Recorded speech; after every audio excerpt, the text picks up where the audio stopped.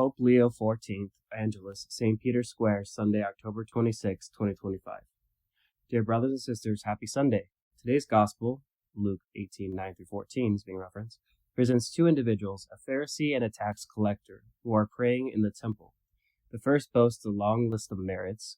He's done many good works, and for this reason he feels superior to others, whom he judges contemptuously. He stands with his head held high. His attitude is clearly presumptuous, denoting a strict observance of the law, but one that is poor in love, made up of giving in quotes and taking in quotes, of debts and credits devoid of mercy. The tax collector is also praying, but in a very different way. He is in great need of forgiveness. He is a tax collector paid by the Roman Empire, and he works under a contract that allows him to speculate on the proceeds to the detriment of his own countrymen. Yet, at the end of the parable, Jesus tells us that it is the tax collector who returns home, quote, justified, end quote. That is, forgiven and renewed by his encounter with God. Why?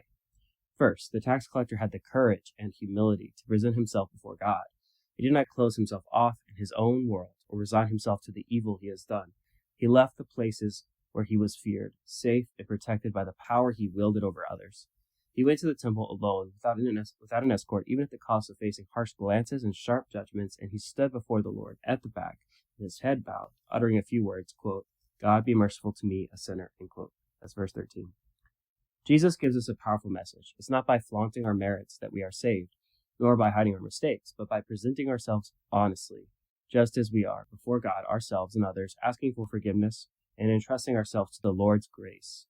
Commenting on this passage, St. Augustine compares the Pharisee to a sick man who, out of shame and pride, hides his wounds from the doctor.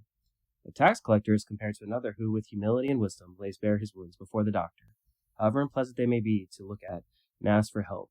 The saint concludes, quote, it's not surprising that it was the tax collector who went away cured, since he had not been ashamed of showing where he felt pain, end quote. That's from Sermon 351:1. Dear brothers and sisters, let us do the same. Let us not be afraid to acknowledge our mistakes, lay them bare, take responsibility for them, and entrust them to God's mercy. That way, his kingdom, which belongs not to the proud, but to the humble, and is built through prayer and action, by practicing honesty, forgiveness, and gratitude, can grow in us and around us. Let us ask Mary, the model of holiness, to help us grow in these virtues.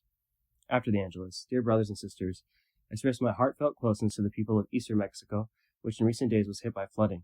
Pray for the families and for all those who are suffering because of this calamity, and I entrust to the Lord, through the intercession of the Blessed Virgin Mary, the Virgin, the souls of the deceased. Our prayer for peace continues unceasingly, particularly through the communal recitation of the Holy Rosary. As we contemplate the mysteries of Christ together with the Virgin Mary, we make our own the suffering and the hope of the children of the mothers, the fathers, and the elderly who are victims of war. From this heartfelt intercession arise many gestures of evangelical charity, concrete closeness, and solidarity. To all who each day carry forward this commitment with trusting perseverance, I say once again, quote, blessed are the peacemakers, end quotes.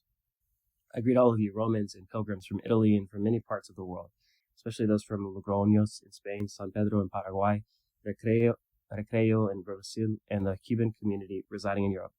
I also greet the faithful from Ginoza, Genoa, Corato, Fornovo, San Giovanni, Milan, San Giovanni, Ilarione, and Porto Legnango, the young people from Chicli, the candidates for a confirmation from the Diocese of Saluzzo, the Reparatrix Sisters of the Sacred Heart, celebrating 150 years since their foundation, the Communion Liberation Group from Pavia, and the Polyphonic Choir of Milan. So thank you all, and have a pleasant Sunday.